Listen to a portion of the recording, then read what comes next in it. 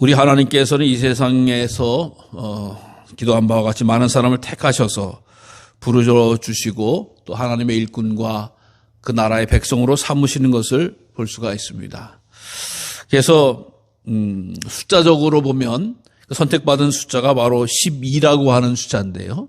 이 10이라고 하는 숫자는 이스라엘 백성들을 상징을 합니다. 연필로 하면 한타스라고 이야기할 수 있겠지만은 12라고 하는 숫자는 3 곱하기 4를 의미하는 것이죠. 3이라고 하는 것은 하나님의 숫자, 성부, 성자, 성령 3, 그리고 그것을 곱하고 또 땅이라고 하는 숫자, 동서남북에서 땅의 숫자를 표해서 12이라고 하는 숫자를 나타내서 그 부름받은 숫자를 이스라엘 백성. 그래서 하나님께서 12지파를, 이스라엘을 12지파를 택하셔서 그 야곱의 아들들을 이스라엘 민족의 또 지파의 머리로 삼는 것을 보게 됩니다. 또 신약에 와서는 12제자를 삼으셨다, 12제자를 부르셨다라고 하는 것을 우리가 알고 그 12제자가 정말 주님 이후에 귀한 일을 감당하는 것을 보게 됩니다. 사실 제자는 12명뿐만 아니라 14명이었죠. 왜 그러냐? 바로 가룟 유다를 자살하면서 예수님을 팔고 나서 그가 스스로 목을 매 죽으면서 그 대신 마띠아라고 하는 사람을 주님의 명령에 의해서 사도행전에 보면 선택을 하게 되어지고 또 이후에 이제 사도 바울이 사도라고 하는 표현을 쓰기 시작하면서 나는 이방인의 사도다라고 하면서 등장을 해서 성경 또 역사 이래 또 유사 이래 사도라고 하는 분은 14분으로 이름이 보여집니다만은 어쨌든 간에 12사도라고 하는 것은 우리가 변함이 없는 그런 사실이다라고 하는 것을 볼 수가 있습니다. 오늘 주님께서 이제 마가복음을 통해서 특히 1장을 통해서 중요한 것을 우리에게 나타내시고 말씀하는 장면이 나옵니다.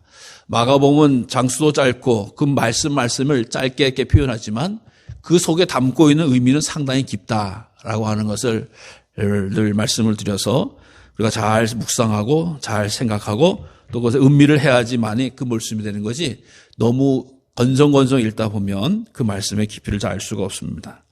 오늘 본문에도 보면은 예수님께서 어떤 때에 등장하시느냐? 요한이 잡힌 후라고 하는 요한이 잡힌 후. 시간적인 의미를 나타내는 거죠. 그럼 요한이 누굽니까? 바로 세례 요한이었다라고 하는 거예요. 그러니까 세례 요한이 왜 잡혔습니까? 바로 이 갈릴리의 분봉왕 헤롯이 자기의 이복 동생의 아내를 취하는 범죄를 저지른 걸 지적을 하게 되니까 요한을 잡아버립니다. 자, 잡아서 그를 목을 쳐서 쟁반에 바쳤다라고 하는 것을 우리가 다른 복음서를 통해서 알 수가 있는 거죠. 그런데 요한이라고 하는 분이 어떤 분이셨습니까? 당시에 정말 이스라엘에게 있어서 지난주에도 말씀 암흑기, 즉 예언자 선지자가 침묵하고 있었다가 말라기 이후에 침묵하고 있다가 400년 만에 세례 요한이 나타나서 하나님의 말씀을 선포하는, 그래서 마치 정말 죽은 영혼에게 샘솟듯이 복음을 증거했던 사람들, 그것도 예수님의 선포했던 거기 때문에 목말라 있고 죽어있던 영혼들이 살아나기 시작했다라고 하는 거예요. 그래가지고 권력이니 재물이니 다 예루살렘에 있더라도 이 광야에서 요단강가에서 메뚜기와 석청을 먹고 낙타 털옷을 뒤집어 쓴 짐승과 같은 세례 요한의 말씀을 들으려고 막 몰려오는 상황이었어요. 그리고 그에게 세례를 받고 예수님도 세례를 받은 때였던 거죠. 그래서 우리 민족에게 다시금 하나님이 큰 역사를 감당하시는구나 라고 하는 마음을 이스라엘 백성들이 갖고 있었습니다. 그런데 그가 허무하게 헤롯 왕에 의해서 목이 베어서 죽는 장면을 목도하게 되는 거예요. 백성들 그 사실을 하게 돼요. 얼마나 큰 낙심과 절망이 찾아오겠어요. 우리 민족에 다시금 선지자가 하나님 활동하시는구나라고 하는. 그렇지만 또 얼마나 이 악의 세력이 득이한지 하나님의 말씀을 대적하고 하나님의 말씀을 제거하는 것에 대해서 얼마나 힘든지 알 수가 없어요. 그러니까 많은 사람들이 낙심하고 절망할 때 이제 예수님께서 갈릴리에 오셔서 등장하시고 사역을 시작하는 거예요. 그래서 하나님의 복음을 전파했다라고 하는 거예요. 하나님의 복음.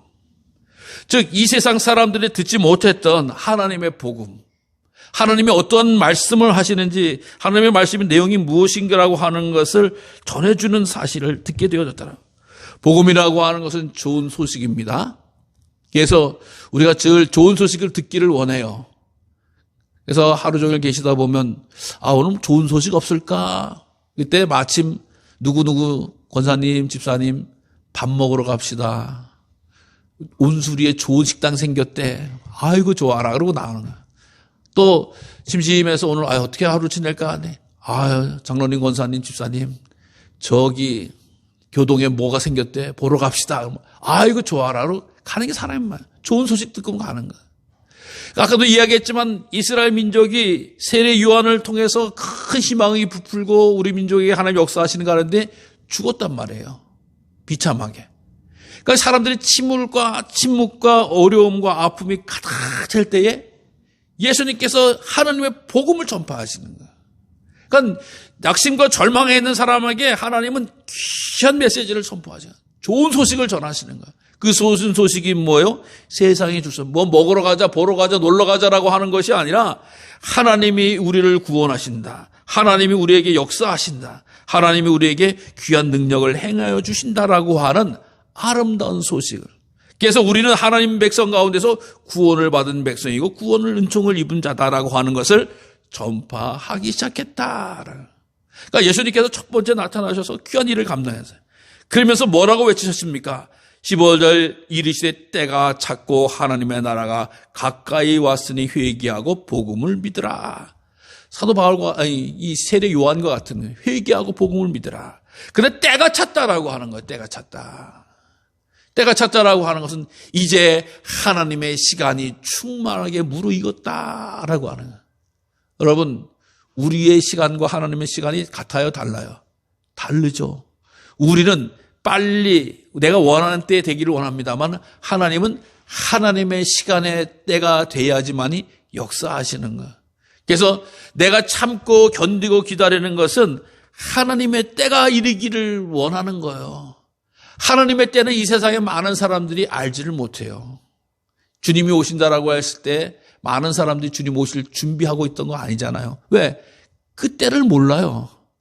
다시 오시는 주님에 대해서도 우리는 그 때를 알지 못해요. 때와 하시는 하나님께서 하시는 것이다. 그러니까 하나님의 계획과 하나님의 충만한 역사가 이루어져야지 그 때가 되는 거예요. 그래서 성경은 항상 때가 찼다라고 하는 거예요. 하나님이 일하실 때가 됐다라고 하는 거예요.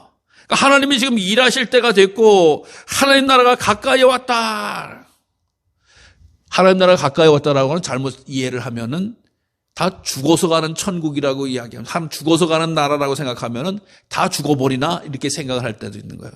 근데 하나님 나라가 가까이 왔다라고 하는 것은 하나님 나라가 이제 출발된다라고 하는 오늘 현재적인 의미를 이야기하는 거야. 그래서 하나님 나라가 가까이 왔다라고 하는 것은 예수님께서 함께 하시고 구원자가 이 세상 오셨다라고 하는 거야.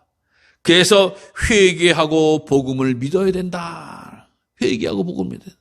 여러분, 회개라고 하는 것은 어떻게 보면 어떤 의미냐라고 하면은 회개라고 하는 말은 돌이킨다라고 하는, 관계를 회복한다라고 하는 의미거든요. 관계를 회복한다.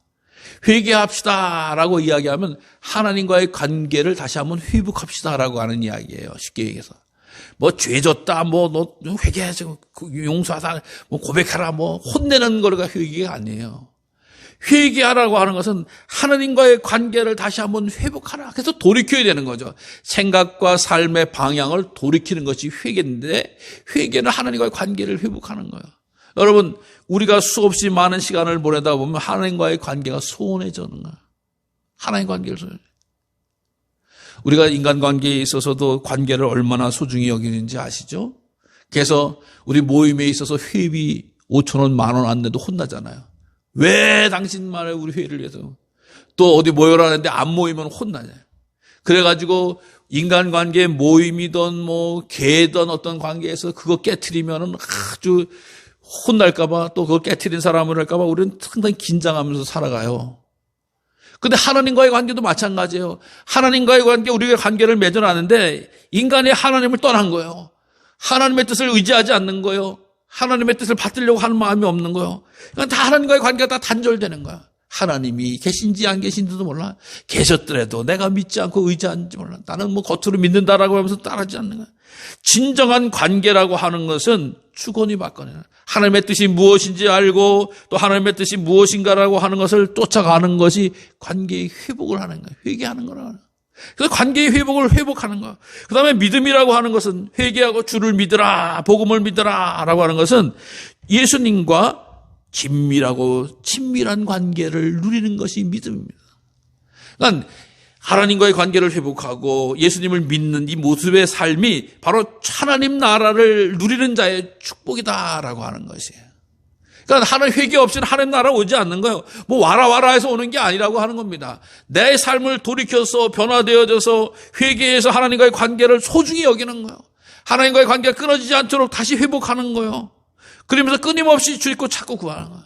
여러분, 우리 인간이 얼마나 완악합니까? 가만히 내버려 두면 착하고 선하게 삽니까?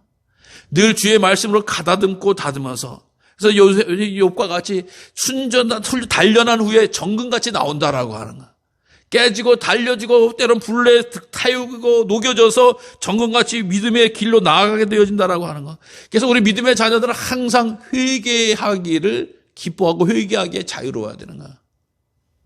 그래서 이 회개라고 하는 것은 주님 앞에 갈 때까지 나의 완악한 인간성과 죄성을 회개하는 거, 엎드려요.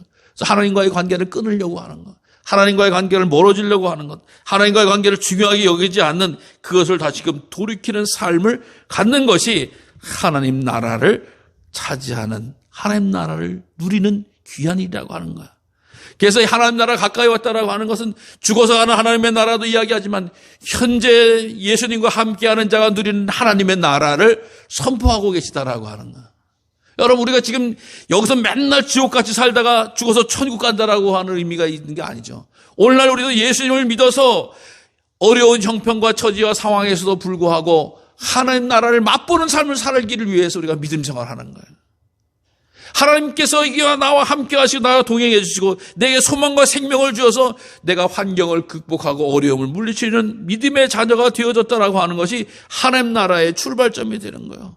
그래서 사도 바울도 우리는 두 개의 시민권을 가진 자라, 우리 바로 천국의 시민이다라고 하는 것을 끊임없이 말씀해 주고 있다라고 하는 거예요. 여러분, 내 안에 예수님을 모시는, 내 안에 예수님이 함께 하시면 바로 그것이 하나님 나라의 출발점이 되어지고 하나님 나라를 누리게 되어진다라고 하는 거예요. 그래서 예수님을 믿으면 어떻게 돼요? 기쁨과 감사가 있는 거죠. 하나님 나라는 기쁨과 감사의 나라인 거예요. 그래서 항상 두렵고 염려하고 떨리는 것을 예수님의 이름으로 물리치고 기쁨과 감사를 유지하면서 나아가는 것이 하나님 나라를 사랑하는 자의 모습이다라고 하는 거예요. 그러면서 이 일을 위해서 예수님이 제자를 선택하는 거예요. 제자를 선택하는데 오늘 본문에 의하면 갈릴리 해변으로 지나가시면서 시몬과 그 형제 안드레가 바다에서 금을 던지는 것을 보시니 그들은 어부라. 그들은 어부라. 누가? 시몬과 안드레. 시몬은 이제 우리처럼 시몬이라고 하는 사람은 베드로라고 하는, 나중에 반석이라고 하는 이런 이름을 예수님이 바꿔주시는 것을 보게 되죠. 그 다음에 안드레라고 하는 사람은 그냥 같이 이 시몬의 동생, 베드로의 동생으로서 두 형제가 어부인데 그들은 어부라. 그 어부라고 하는 표현은 높이는 듯한 느낌이 있는 게 아니에요. 그들은 별 볼 일 없는 사람이라. 자, 세상에서 모든 권력자들, 부자들, 힘있는 자들 이렇게 하는데, 그 성경 시대의 대개 상황은 어떻게 돼요? 예루살렘을 중심으로 해서 성경 시대 때 사두개인이라든가 또 제사장이라든가 이 사람들이 권력층이고 최고의 멋있는 사람들, 또 힘 있는 사람들이었습니다. 어부는 그 먼 갈릴리라고 하는 거예요. 이스라엘 백성에서의 갈릴리라고 하는 것은 물론 이 어부로 이 배를 해가지고 어부로 생산했지만 민물 어부는 갈릴리라고 하는 것은 참 특이하더라고요. 갈릴리는 우리가 알다 이스라엘 백성의 그 갈릴리 호수가 있는데 갈릴리 호수는 요단강이 흘러와서 또 이때 흘러와서 사해로 흘러가는 그 가운데 큰 호수가 형성이 되어져서 여기가 아마 해저 240m. 그러니까 이 호수가 그러니까 거기 아주 산소가 아주 포화 농도가 높아서 건강에 좋다는 점. 이 낮은 땅보다도 더 나쁘니까. 그 해저, 그러니까 땅 속에 파고 들어가서 그 나이. 또 거기에서 보면 아주 풍성한 이 어류를 잡는, 그래서 역사가에 의하면 당시에 330여 척의 배가 있었다. 예수님 시대에 330여 척의 배가 있었다라고 하는. 그렇지만 결코 많은 사람들에게 의해서 예수님 목수였지만 어부들도 큰 높은 지위와 권세를 가진 사람들은 아니었다라고 하는 것을 보게 됩니다. 그러니까 아주 외딴 곳에 그냥 그럭저럭 일하고 있는, 또 그러면서 안드레하고 그 베드로는 그물을 던지는 거예요. 그물을 던진다라고 하는 것은 요즘 같은 첨단이 아니라 투망질하는 걸 이야기하는 거예요. 투망질. 배 타고 나가서 투망질. 그러면서 이 어부들을 하는 일이 있어요. 낮밤이 바뀐 사람들이죠. 왜요? 낮에는 물이 맑으니까 배가 다가가거나 또 그물을 던질 때 물고기다 도망가는 거예요. 그러니까 어두울 때 가서 던지고 거기서 고기를 잡는 사람들을. 그래서 이 그물을 던지는 것을 보신다라고 하는 것은 아마 이 새벽녘이 아닐까라고 하는. 새벽녘에. 그러니까 거의 끝날 때쯤 될 때에 예수님께서 그들을 부르시는 거예요. 그래서 이 예수님께서 던지는 것을 보고 이르시되 나를 따라오라, 내가 너희를 사람을 낚는 어부가 되게 하리라 라고 하는 엄청난 유명한 말씀을 하죠. 나를 따라와라, 내가 사람을 낚는 어부가 되게 하리라. 여기서 우리가 좀 표현을 고쳐야 될 것은 사람 낚는 어부가 되게 하리라 라고 하는 것은 한국식 표현이에요. 한국 사람들은 사람도 낚는다라고 하는 표현을 쓰죠. 길거리에 가다 사람 만나서 이렇게 사람을 낚았다. 이건 낚았다라고 하는 사람에 대해 쓰는 표현은 아니에요. 그래서 성경에서 낚는이라고 하는, 사람을 낚는이라고 하는 한국의 번역의 어떻게 보면 특징이라고 할 수가 있는데, 사실 사람들의 어부가 되게 하리라라고 하는 표현이 성경의 아주 정식적인 표현입니다. 어쨌든 사람들을 구원하는, 어부라고 하면은 물고기를 잡아서 팔고 먹는 일이지만 사람들을 낚는, 사람들의 어부라고 하면 죄악 가운 세상 가운데서 건져내는, 구원시키는 사람으로 내가 너를 선택한다, 부른다라고 하는 거예요. 그러니까 얼마나 고귀한 부르심입니까? 그래서 사실상 이 어부가 이렇게 부름을 받는다라고 하는 건 쉬운 일이 아니에요. 이스라엘 성경을 통해서 보면은 대개 주로 가운데서 목동이 부름을 받죠. 그래서 모세가 양을 칠 때 부름을 받았고 다윗이 양을 칠 때 부름을 받았죠. 어부는 사실 구약에 그렇게 많이 등장도 하질 않아요. 근데 그렇게 항상 역사적으로 어업과 상관이 없지만 그들에게 너희를 내가 구원하는 사람으로 되게 하겠다니까 그들이 곧 그물을 버려두고 따르라. 마치 지금 막 그물을 던지면서 물고기를 잡다가 그 소리 듣고 그냥 내팽개치고 예수님을 따라가는 아주 즉각적인 순종의 모습을 보여주고 있다라고 하는 거예요. 그러니까 이분들이 예수님에 대해서 얼마나 엄격하고 굳센 믿음을 가지고 있는지 나타내는 표현입니다. 사실 다른 성경을 통해서 보면 안드레 같은 경우는 이미 예수님을 알고 세례 요한의 제자로서 예수님을 전하는 이런 모습이 나옵니다만, 이 마가복음 상에서는 주님 말씀 듣고 그대로 순종한, 즉각적인 순종의 모습을 보여줘요. 그 다음에 조금 더 가시다가 세베대의 아들 야고보와 그의 형제 요한을 보셨다. 근데 그들은 배에 있어 그물을 깁는 데에 깁고 있었다라고 하는 표현을 씁니다. 그러니까 저기서 베드로하고 안드레를 부르고 쭉 좀 더 가시다 보니까 이제 강가에서, 바닷가에서 그 배를 대놓고 그물을 깁는 거예요. 그물을 깁는다라고 하는 것은 뭐예요? 나는 이제 오늘 배 잡는 거 다 끝나고 내일 출어를 하기 위해서 그물을 수선하는 중입니다 라고 하는 상황인 거예요. 그러니까 이 사람들 일찍 좀 들어온 거죠. 일찍 들어왔는데 누구냐? 세베대의 아들 야고보. 여기서 그래서 제자들 가운데 야고보, 예수님의 동생 제자 야고보도 있고 그래서 이 야고보를 지금 성경에서 나오는 야고보를 대야고보다라고 하는 표현을 씁니다. 이 야고보를 또 그 형제 요한, 사랑받는 요한이에요. 그래서 이 야고보와 요한의 어머니가 얼마나 적극적인지 예수님 보고 예루살렘 올라갈 때 아우 주님 우리 아들 하나는 좌편에 하나는 우편에 좀 세워주세요라고 했던 그 야고보 형제거든요. 근데 이 사람들도 어부인 거예요. 근데 이 야고보가 어떤 일을 하게 되느냐? 이 대야고보는 사도 중에서 제일 먼저 순교를 당합니다. 예루살렘에서. 그러니까 엄청난 비극일 수도 있어요. 정말 예수님 돌아가시고 나서 부활 승천하시고 나서 초대교회를 섬기다가 그냥 바로 이게 큰 사고를 당하는 거죠. 순교를 당하는 거예요. 근데 반면에 또 어떤 일이 보여야 되느냐? 야고보는 90세가 넘도록 오래 삽니다. 오랫동안 주의를 감당해요. 그래서 요한복음도 기록하고 요한일서, 요한이서, 요한삼서도 기록하고 또 요한계시록까지 기록하면서 예수님에 대해서 생생하게 증거를 하고 교회에 영향력을 끼치는 귀한 일을 감당하는 사도가 되어줍니다. 그래서 이 형제도 이게 귀하게 쓰여서 사실상 예수님이 어디를 가든지 베드로와 야고보와 요한을 데리고 다니셨다라고 하는 표현을 써요. 삼총사 가운데 이 세 명이 어부였던 거예요. 예수님의 수제자 삼총사 가운데서 어부였다라고 하는 것을 보게 됩니다. 근데 그물을 깁는데 내일을 위해서 출발을 하는데 예수님이 부르시니 세베대를 품꾼들과 함께 배에 버려두고 예수를 따라가니라. 즉 아버지도 두고 또 함께 일하던 품꾼도 두고 예수를 따라서 가는 이 야고보와 또 요한의 모습을 이야기하고 있다. 왜 어부를 부르셨을까? 물론 주님의 제자들이 여러 직종에 있는 사람도 있지만 왜 처음에 어부를 부르셨을까? 여러분, 여기에 귀한 비밀이 있는 것 같아요. 이 어부라고 하는 당시의 특징은요, 이 어부들은 고기를 잡는 데 있어서 날마다 활동하는 분이었어요. 모르겠어요. 우리나라 같은 경우는 바다를 통해서 어부를 하시는 분들은 이 물때가 있어서 뭐 때를 기다려야 되고 뭐 살이 조금 뭐 어떻게 이야기하잖아요. 근데 이 갈릴리 바다는 물때가 있는 게 아니야. 그냥 밤만 되면 나가서 고기를 잡을 수 있는 거예요. 그래서 해가 뜨면 들어와서 정리해놓고 자고 밤만 되면. 그러니까 날마다 일할 수 있는 거예요. 여러분, 아까도 말씀을 드렸으나 만약에 목동이라고 하면은 무엇을 관리해야 되냐? 목동은 자기 안에 있는 뭐예요?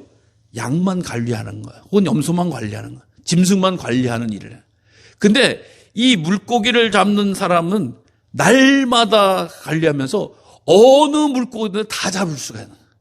지금이야 부표를 띄워놓고 이게 내 거다, 네 거다 뭐 이렇게 이야기합니다만 이 당시에는 배 몰고 나가서 이 바다에 가서도 던져도 되고 저 바다에 가서도 던져도 되고 아침에 던져도 되고 밤에 던져도 되고 이런 상황인 거야. 그러니까 기본적으로는 날마다 밤에 나가서 일할 수 있는 거야. 그러니까 날마다 움직이고 날마다 활동하는 거야. 자, 생각해 보세요. 농사를 지게 되어지면 농사철이 있잖아요. 뿌릴 때가 있고 거둘 때가 있어요. 지금 우리가 지금 뭐 뿌리려고 힘쓰는 사람 없잖아요. 따려고 힘쓰는 사람. 그냥 쉴 때예요, 농사는 지금. 한겨울은 쉴 때예요. 멈출 때예요. 근데 어부들은 어떻다고요? 날마다 갈 수 있어요. 여기는 겨울, 여름도 겨울이니까 항상 더우니까 날마다 일할 수 있는 거예요. 그러니까 이 어부들의 영성이, 그러니까 그렇게 체적이 배어져 있는 날마다 주의 이름을 전하는 거예요. 날마다 주의 복음을 전하는 거예요. 근데 이야기하지만 농부는 자기 밭에만 관리를 하는 거예요. 자기 논에만 관리를 하는 거예요. 또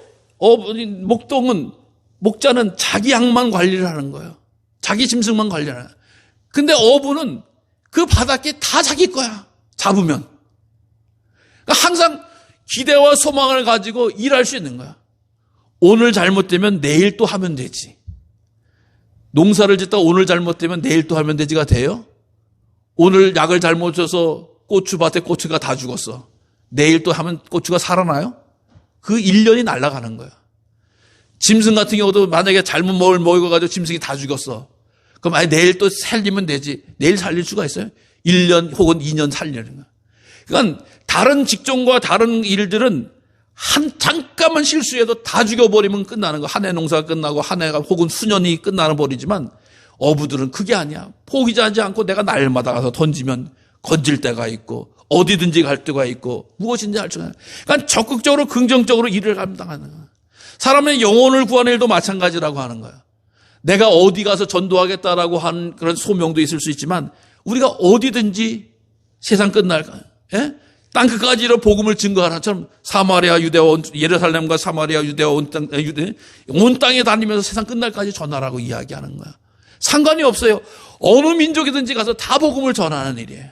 그러니까 이 어부의 영성을 가지고 있는 사람들을 주님께서 부르셨다라고 하는 것은 어느 지역이든 어느 시간이든 어느 어떤 특정한 종류든 상관없이 모든 일을 감당할 수 있게 되어졌다라고 하는 거예요. 그러니까 오늘 우리가 내가 그럼 어부가 될 거 그러냐? 그런 생각 하는 게 아니잖아요. 믿음의 사람은 이렇듯이 언제든지 할 수 있고 무엇이든지 할 수 있고 어디든지 할 수 있는 그런 영성을 가져서 영혼을 구원하는, 이게 진정코 사람을 낚는 어부가 되는 길이라고 하는 것입니다. 자꾸 조건을 달아놓고 한계를 정해놓는 게 아니라고 하는 거예요. 그것을 뛰어넘는 믿음의 사람, 이 사람들이 어부의 영성을 가지고 있는 사람들이라고 하는 거예요. 그래서 주님이 그들을 택하셨고 그들이 항상 중요한 자리에 함께 달리셔서 어떻게 보면 제일 먼저도 앞장서는 일에 야고보가 순교에 앞장섰고 제일 끝까지 살아남아서 주의 복음을 증거하게 돼 요한 이 어부가 사용되어졌다라고 하는 거야.